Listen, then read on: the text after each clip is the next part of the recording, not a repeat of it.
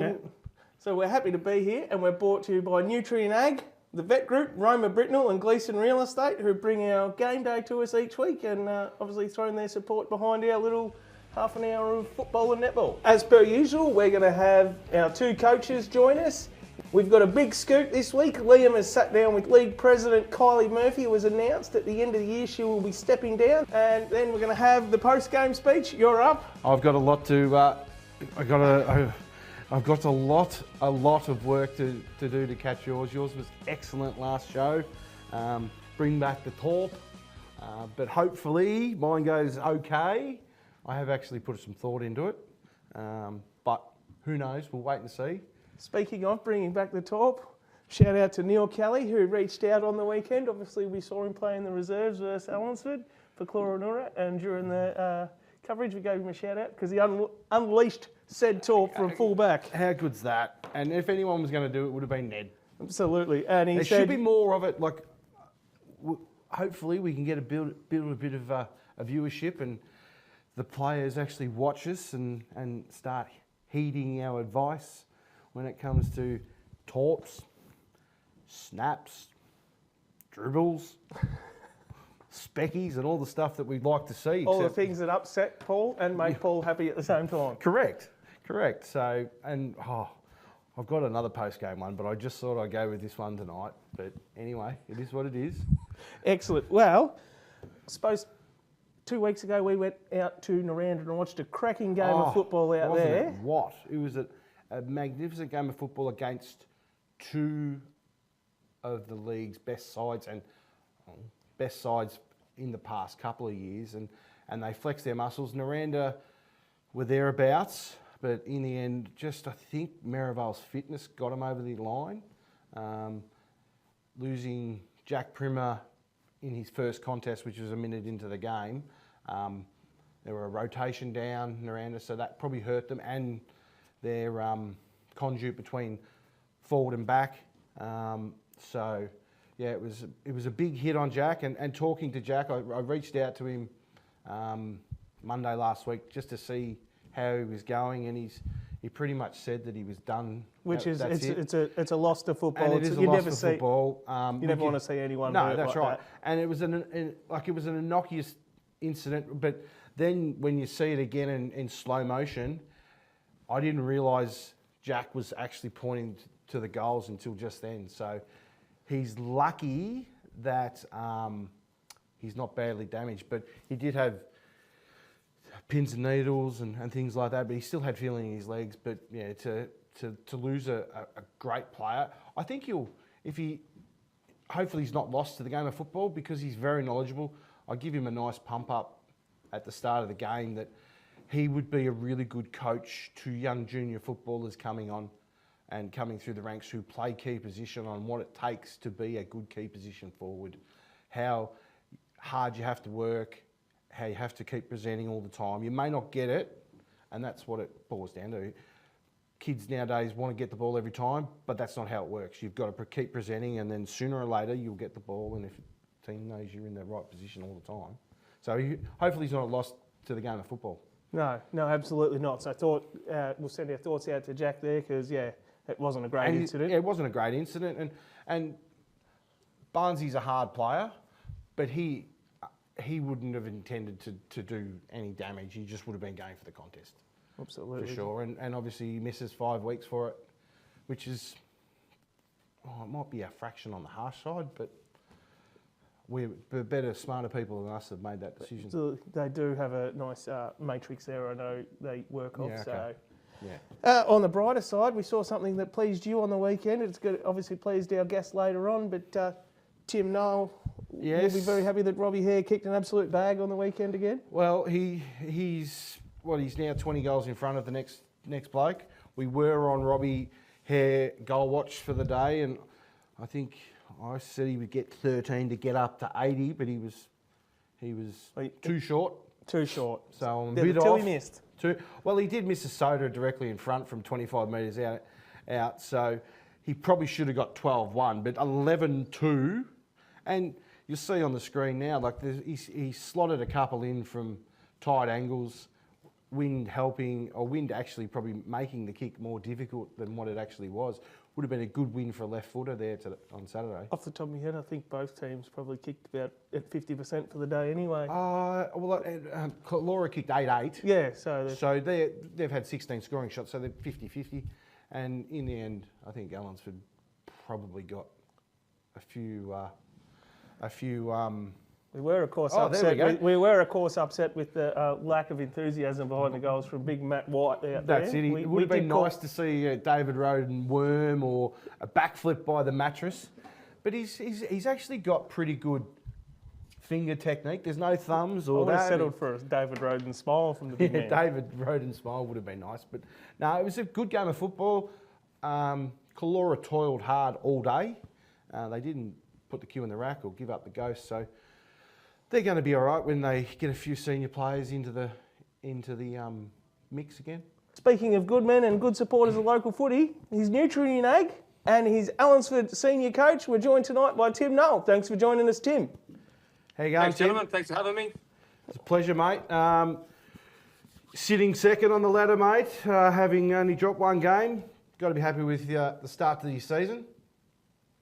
Yeah, no, very pleased with the way that the boys have conducted themselves and the way we've gone about it. And we lost the game earlier on, which probably hurt us a little bit, but it probably gave them a bit of kick in the backside and got them going. So. And your forward line's been firing this year with Robbie kicking 78 goals already.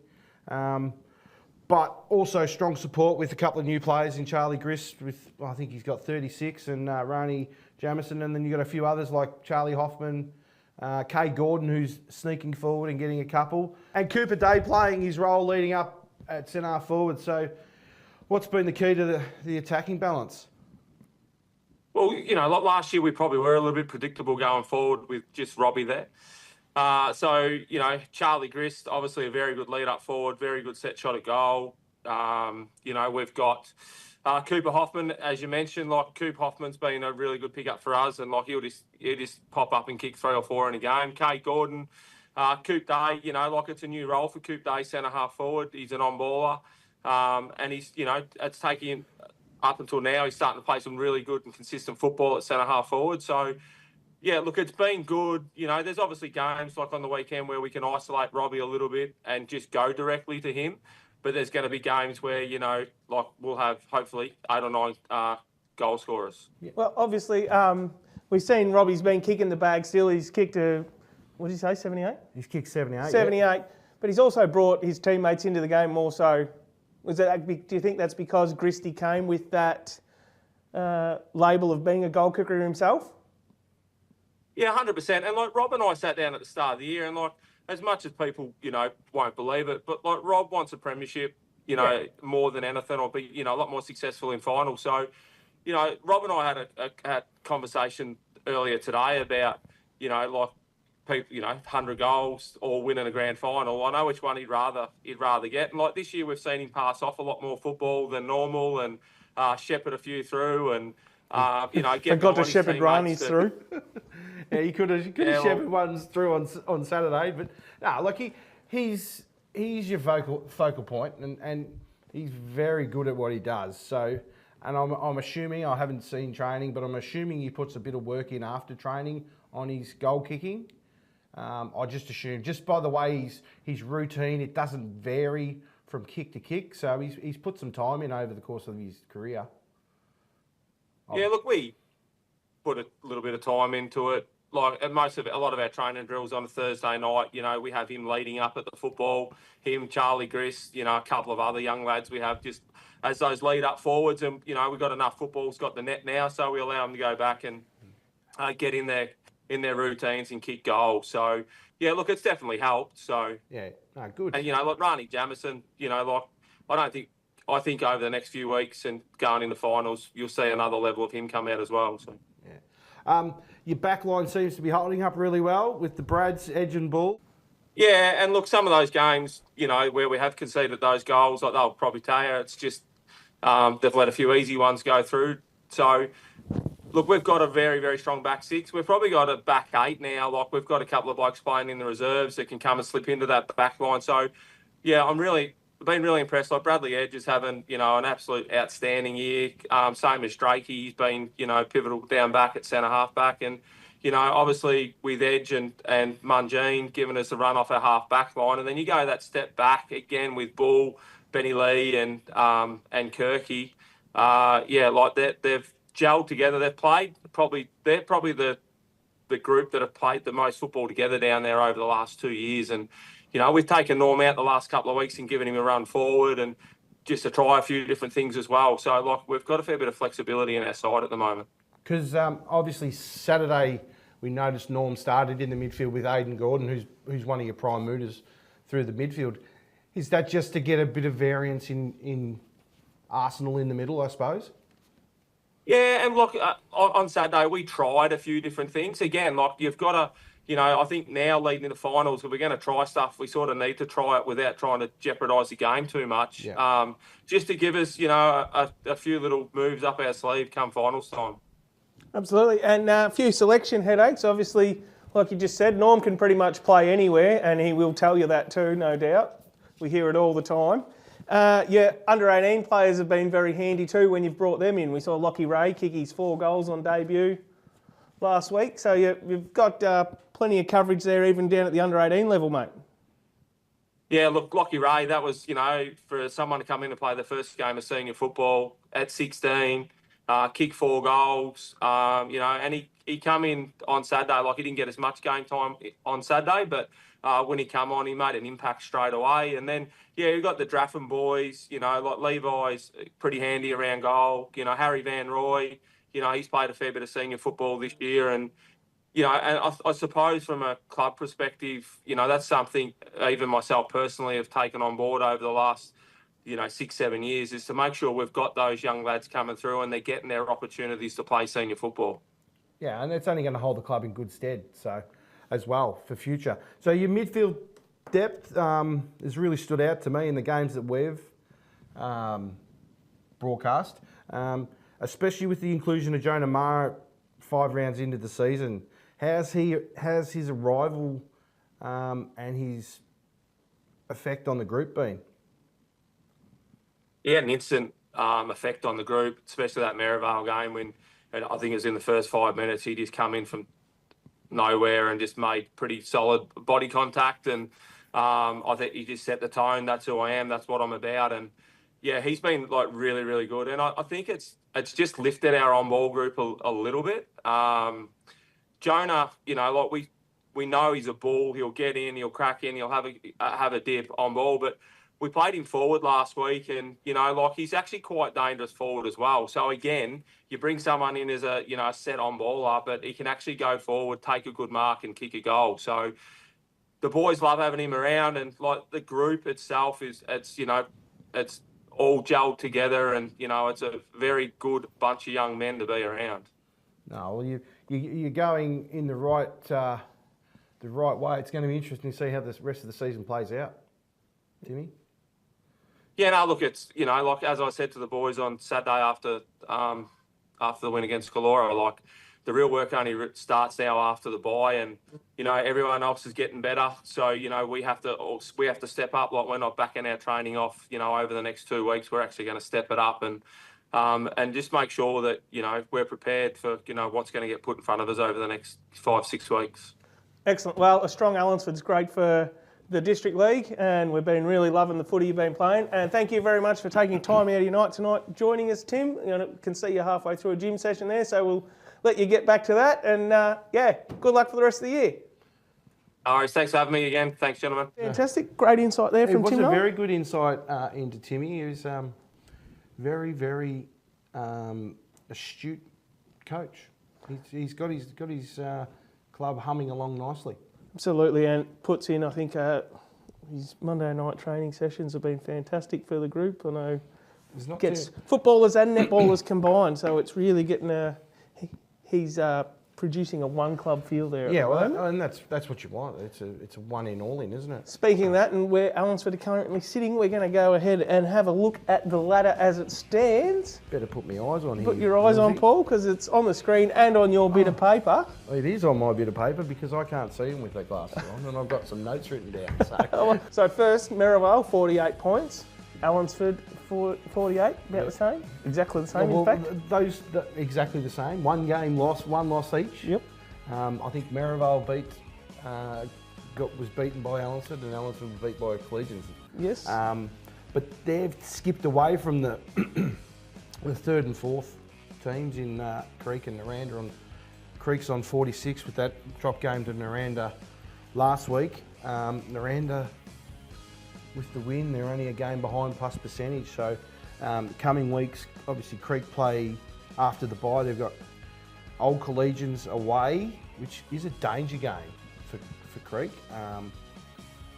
And Merivale at home, and then they've got a couple of easier games. But it's Creek's spot to lose. So if they hit that hurdle, being either the Collegians game, you'd think they get over the top of Rovers and Dennington, and they've got Merivale in the middle of Collegians. And Of course, Collegians round out that top 5. yeah, so it's like next week's game that we'll do is Allansford versus Noranda on the Sunday, and that's going to be pivotal, especially if Collegians can get over the top of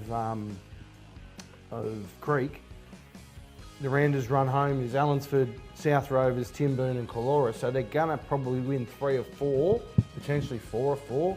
Noranda are coming hard. Most of the band's back together out there at Noranda. Yep. And I did see during the weekend that your scoop from last week played in the seconds, Travis Graham. Kicked a couple of goals. No doubt about my mail. Yeah, so we moved down to the bottom half of the draw, and it's Timboon and Collegians, and they've now got 12 points. So it's up to Collegians or Timboon. It's their spot. I'd imagine that Timboon would probably win their next 2 games, but once again, if they slip up to Panmure or Calora, that'll make it extremely hard because their run home's tough. They've got Noranda and Merivale. Collegians got Creek, Allansford, Rovers and Panmure, and then Timboon last game. So it's going to come down to the Timboon game, I reckon, for 5th spot. Right, and you could have heard the town rocking the other night because South Rovers, as we can see, got on the board on the weekend. And that was the last one down the bottom. They had I think there was a GST goods and service auction, and the joint was pumping. There was a few people spent more money that they shouldn't have. I do know someone who bought a lamp that he doesn't really want, being Swampy Bushell from South Rovers. I think his brother did a number on him by putting his hand up, and Lucas Wilson was quick to accept his bid, which was quite entertaining.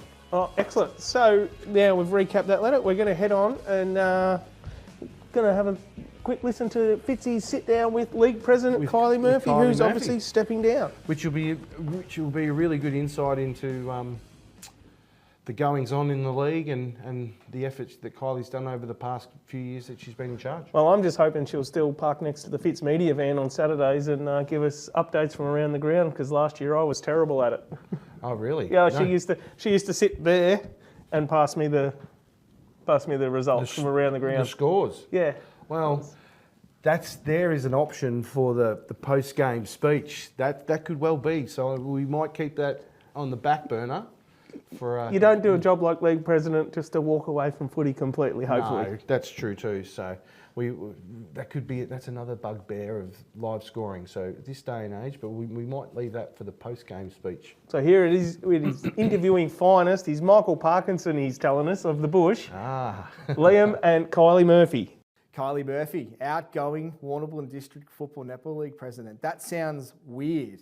You've been in the position for so long.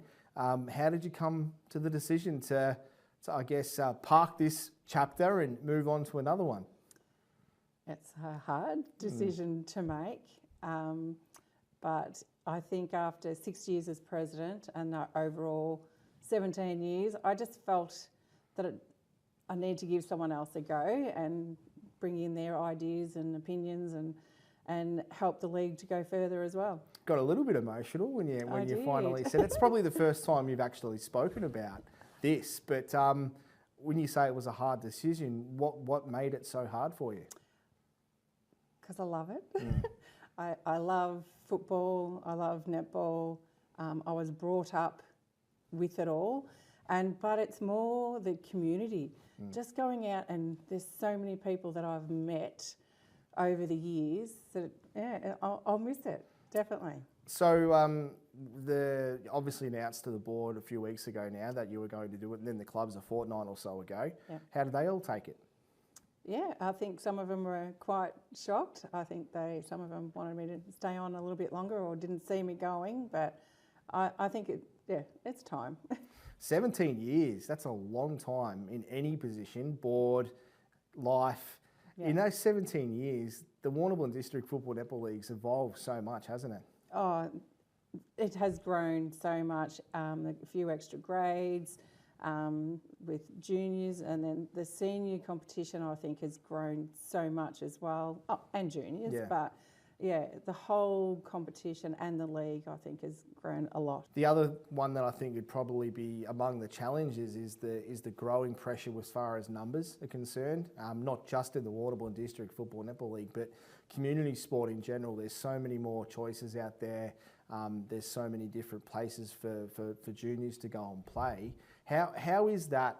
How is that challenging administrators and leagues, not just our league, but across the broader spectrum? It's challenging for the league because, we want these clubs to survive and to bring these juniors in.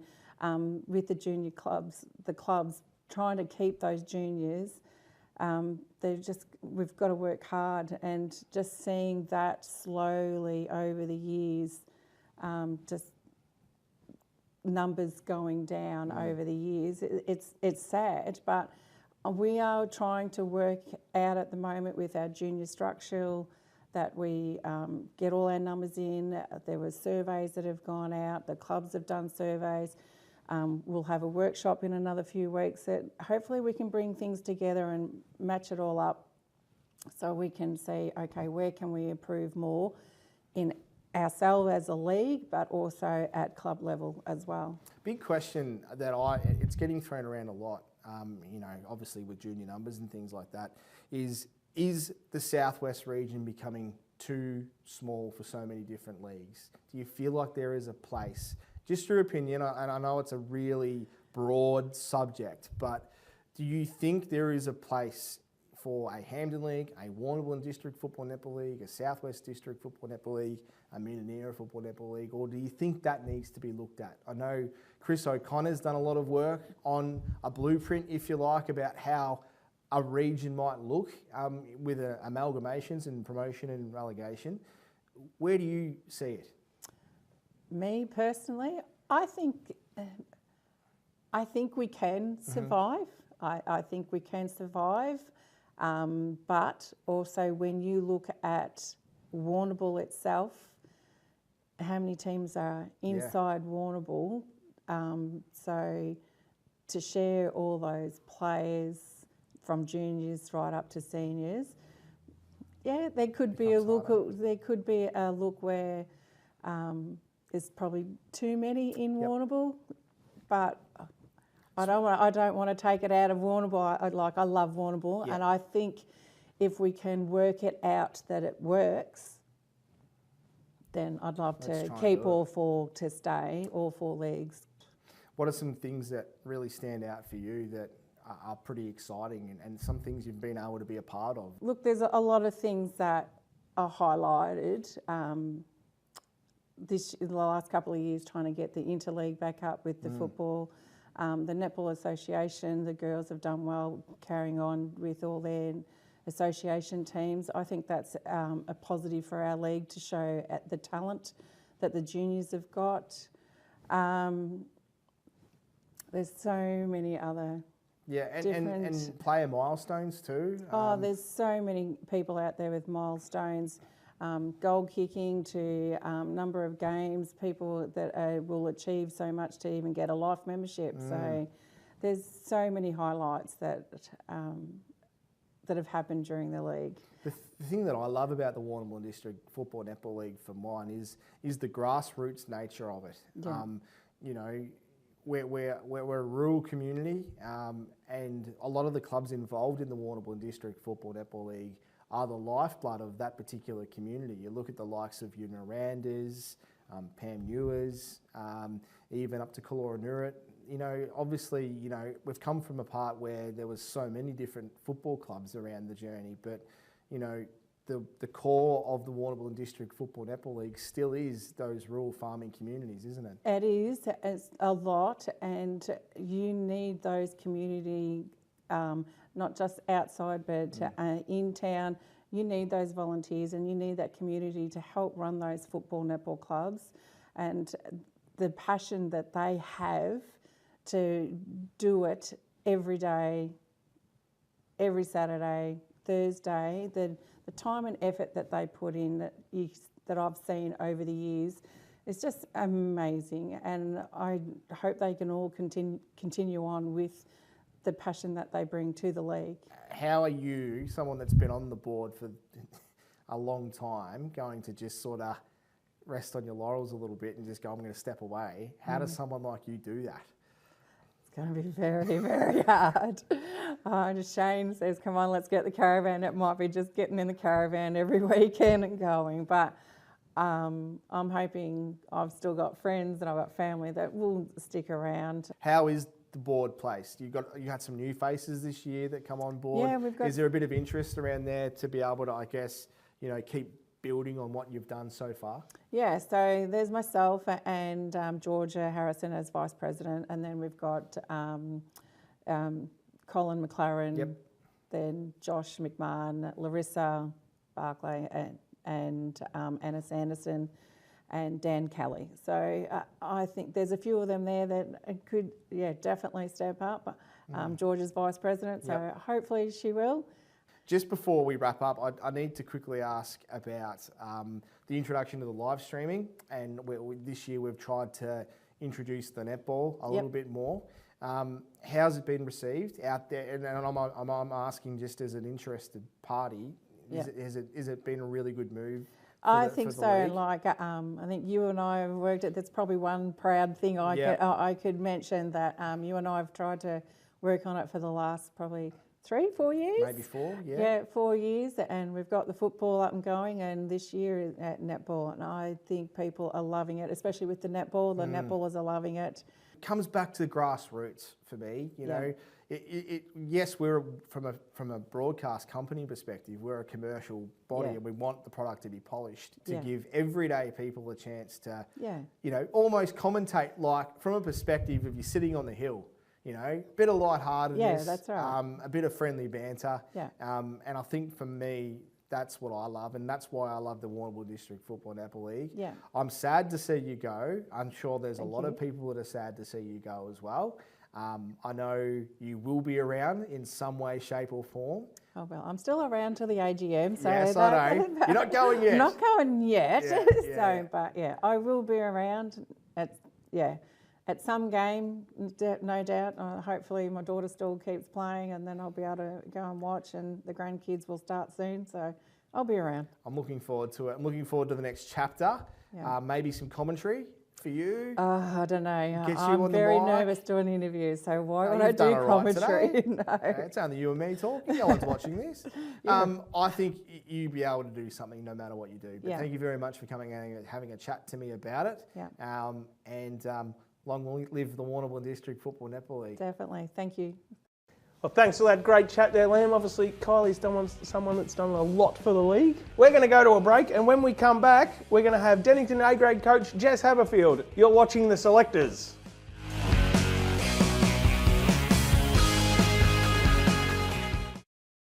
At Nutrien Ag Solutions, we're here to help you go further. Further in innovation and technology. Further in advice and solutions. Go further for the community.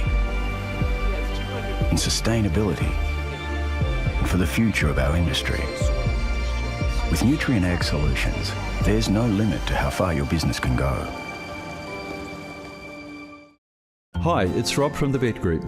Heifers are the future of a dairy herd, and the Vet Group is here to help your heifers meet their potential, whether that's by monitoring worm egg counts or mineral levels, or designing a vaccination calendar to help prevent infectious disease.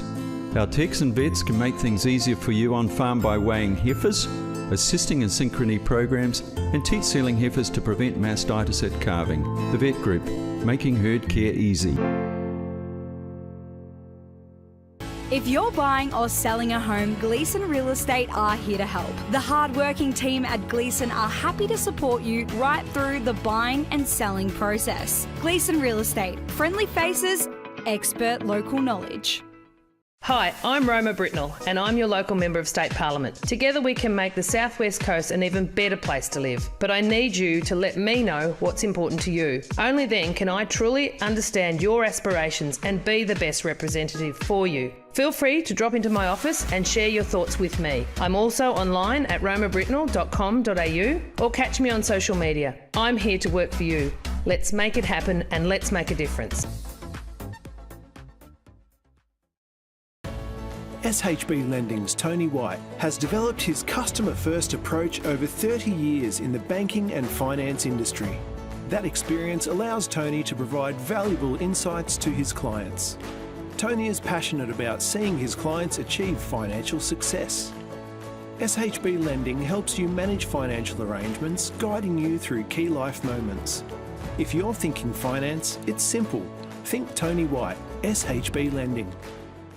When seeking the help of legal professionals, consult your local team who care for locals. Bellman Legal Vic provides a wide range of legal services, including wills and estate planning, criminal law, family law and divorce, civil and commercial litigation. Lawyers Adam Bellman and Kiernan Celestina, practice manager Ann Johnson and their support team are available to support existing and new clients. Bellman Legal Vic, 198 Timor Street, Warrnambool, and find them online at bellmanlegal.com.au.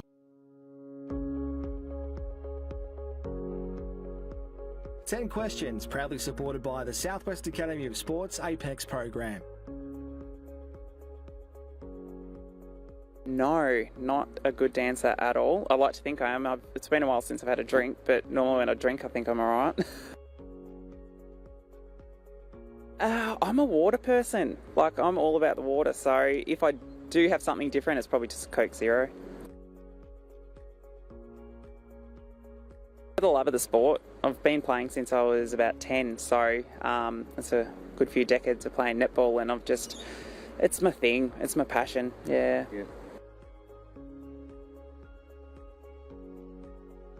He's always been about the sports and stuff, so, and especially team sports. So when we were younger, we tried every single sport you could think of. We were able to have a go and find out what we enjoyed. I'm probably the only one in the family still playing the sports. One of my brothers is still involved in football heavily. He's got daughters, so he coaches the girls' football. But it's nice to sort of have that legacy to follow through with, knowing that someone in the family sort of put a stamp on football, I suppose, yeah. I file my nails before, while I'm getting ready and prepping, file my nails. At the minute, I'm... probably that's my main thing. Yeah. I do that while I'm watching the under-17s, and just seeing the personalities come through in the kids, finding out now probably what they like. They're 5 and 8, or 5 today. So they're sort of learning what they like and what they're passionate about. My oldest, she's definitely about the dancing. Some people say that there's a bit of netballer in her, but I think my youngest is going to come through with the strength in the netball. So it's seeing them find their thing. I used to. I think now I'm more about playing smarter, not harder. So I'm probably a little bit more cool, calm, collected than I used to be. I'm not running a mid-court anymore, so the body just doesn't like that anymore. So I'm definitely, I love it. I'm in it for the win. That's what everyone's in it for, but yeah. Allansford's just been part of my life since I was 17. So it's the club they banded around me when I went through some illness a few years ago and kept me involved. And I needed that. Like I said before, it's my mental outlet. It's a place that I can go where I know that I'm me, not just mum or wife or daughter or whatever it is. It's my place where I'm, true to myself. The growth of the competition of netball, the standard of it, so it does chop and change, but I think we've kept up pretty well with that and kept most grades strong. But yeah, it's just probably the growth in it with the juniors and everything. Like there's nearly more netballs and footballs in a club now, and that's a huge testament. Like back years ago, we used to have 4 teams when I first started, and they were really hard to fill. Yeah. Currently, I'm playing goal shooter at the minute because it's a safe option for my knees. But yeah, it's sort of my preference. I do love a good old wing attack though, back in my heyday. 10 questions, proudly supported by the Southwest Academy of Sports Apex program. Welcome back to the Selectors, thanks to Nutrien Ag Solutions, the Vet Group, Gleesons Real Estate and Roma Britnell. Well, there's a fantastic little quick 10 questions there with 250 gamer Katie Monaghetti. It's a huge achievement. Huge milestone. What did we say? 385 league games? I accidentally said 380 the other day and she was more than happy to correct me. Well, that's what it said on the Facebook page because I thought it was I do the 380 as Facebook well. page. Oh, okay. So, yeah. So you did well and truly stuff that up. Absolutely, I did. And I took my lumps too. So, sorry, Katie, but 385 games of netball is a super fantastic achievement. Talking netball. We've got a superstar herself. Absolute superstar on the line. We are joined by Dennington A-grade coach, Jess Haberfield. Thanks for joining us tonight, Jess. Hey, guys. Thanks for having me. It's a pleasure, Jess. How have you been? You've pretty good. Ticking along okay, sitting fourth. Yes. You and Crystal are back on the court together. Are you enjoying that connection? And again, coaching as co-coaches as well? Yeah, definitely. It's been quite a while since we've been on the court together, but it's been quite nice to reconnect in that way. And again, play with a few other players that we played with before. And I mean, they were a lot younger back then, to be playing with some of the juniors that actually were playing in under 13s, I think when we played about 10 years ago. So it's pretty nice actually to be back amongst the group. Nah, that's really good. You're ticking along, you're sitting fourth. How do you think you're matching up against the top 3, Noranda, Allansford, Merivale? What will it take to beat them come finals time? I think for us, it's keeping on working on our rotations to make sure we've got that flexibility within the team. We do have that depth, which is great, but now we really want to kind of cement those partnerships and really grow on that stability. No, excellent. Well, I think you matched with Merivale very well because you drew with them earlier in the year. So we did. It's quite an interesting looking ladder. The A-grade netball. It's fantastic. Yeah. I've seen Katie Burt made a comeback. How she She certainly back into the team. She's been out for about 6 years or so, but she's just come back amongst the group initially in a mentor type role at training and then decided to pull the dress back on. And yeah, she's working really well with the team and she's certainly making an impact, which is great. Yeah, well, that's good. Like she's been a good player for a long time. Obviously, she just needed a little bit of a break, Millsy. Absolutely. Well, we all do. Yeah, it is. We all do. Yes. No. You've got a bye coming up, Jess. You can have a break next weekend. Oh, thank you. Yes. No, but you'll have footy on the Sunday because of the kids. Because of the kids. Exactly. Certainly. I've got a couple more for you, Jess. Which of the younger players has impressed you the most with the development so far this season? Well, I know the under 13s and under 15s are sitting in the 5 at the moment, but we've been working on Jammer Dance coming through the A-grade team. So she's been playing a lot through the Resies as well. But to get her into the team with the A-grade group, I think, you'll see a lot of development there.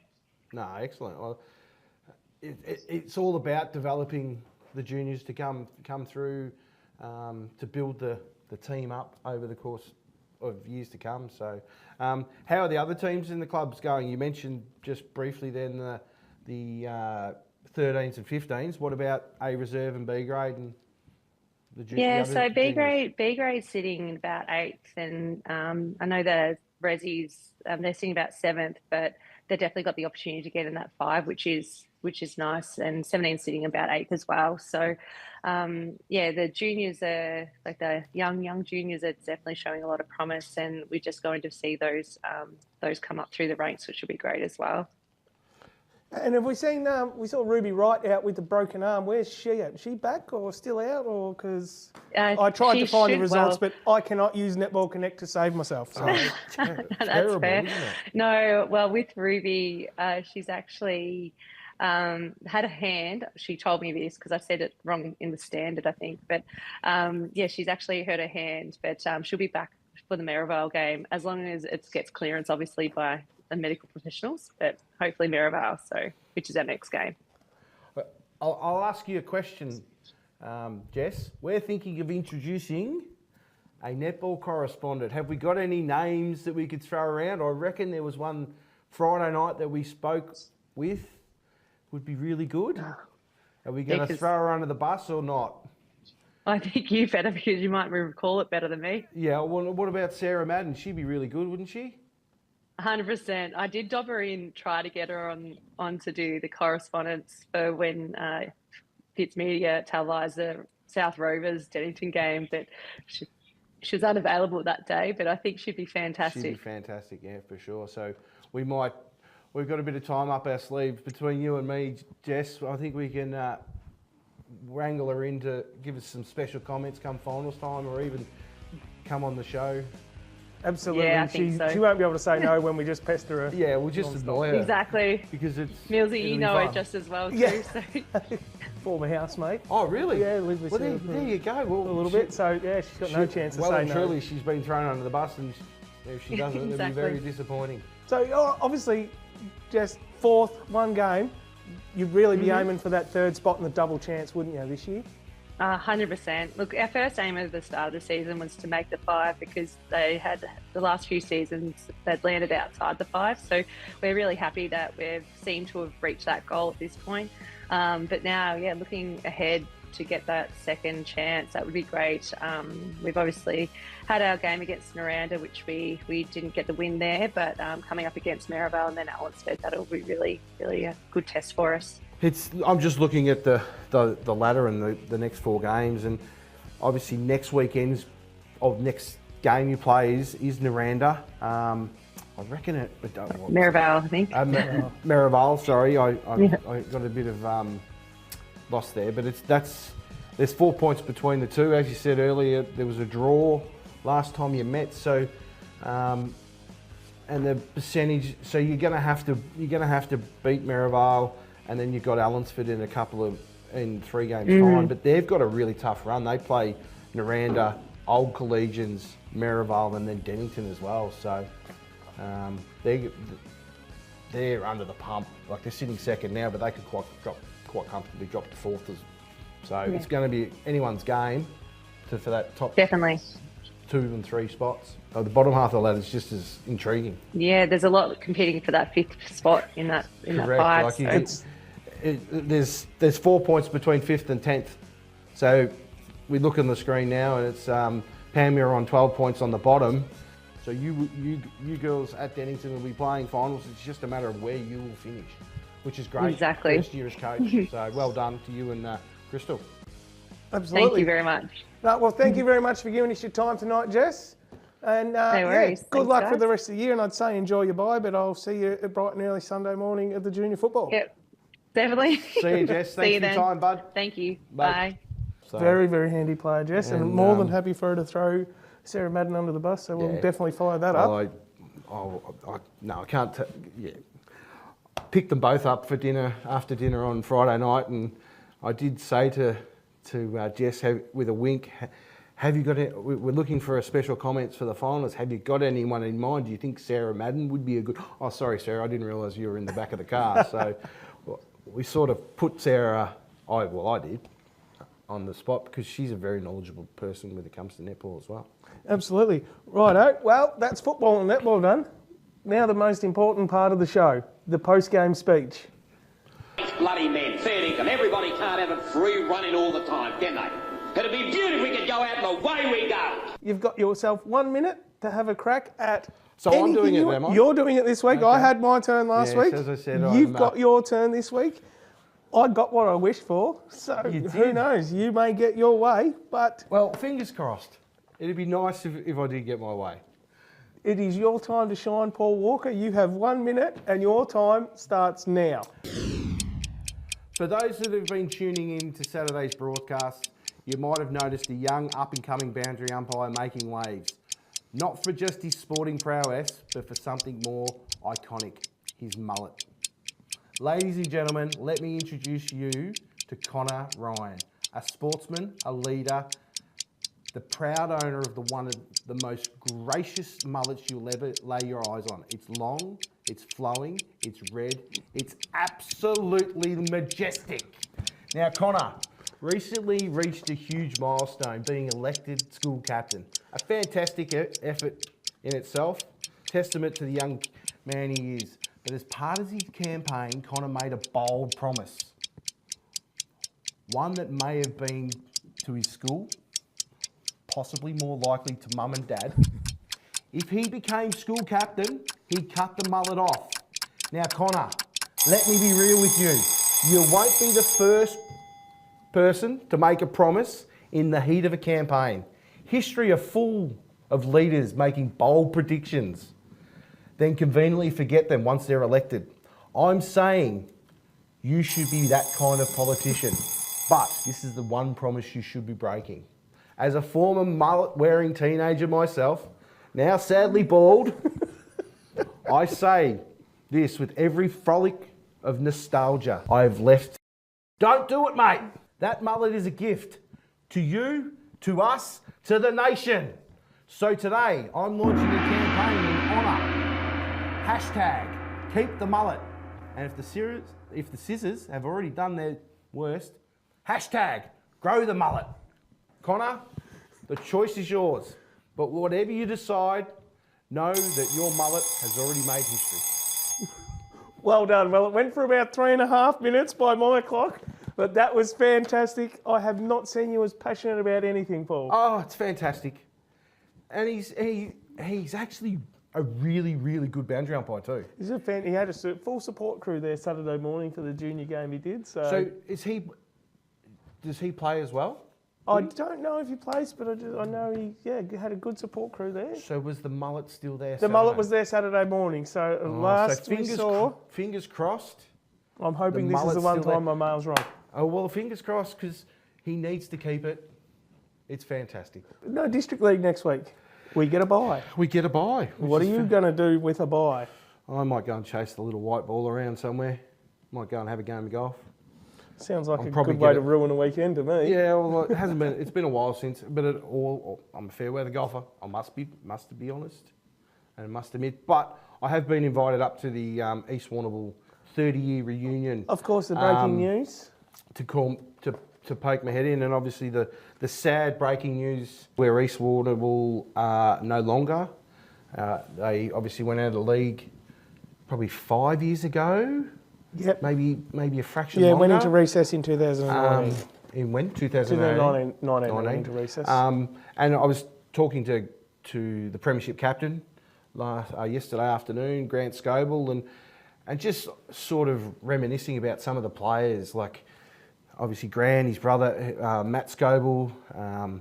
The year they won the flag, they had all the crosses. Jeff Cross, it was coach. They had a really good side then, and it is sad to see them take it, because since they went into recess, they've actually supported a lot of community groups by donating to charities and things like that, to young footballers and netballers by giving out vouchers to get the kit.